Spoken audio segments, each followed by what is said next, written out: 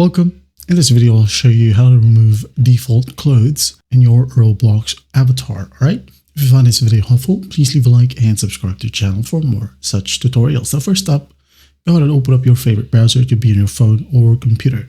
Okay, now in here in the search bar, just type in roblox.com. And once done, just hit on enter to open it up. It may require you to log in. Just go ahead and log in. And once done, go ahead over to the top right, tap on the gear icon. Tap on it and tap on settings. Okay. In here, just tap on avatar. Okay. Here we have the avatar editor. Now, to remove the default clothes or any other clothes right here on your Roblox account, all you have to do is just locate which accessory or which clothing is ticked or checked. Okay. When you spot one, just tap on it once more and it will be removed. Okay. Just wait for the preview right here.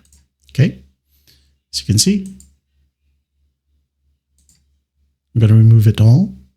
And there you have it. That's how easy it is to remove the default clothing in your Roblox avatar. Well, I hope this video helps and I'll see you in the next one.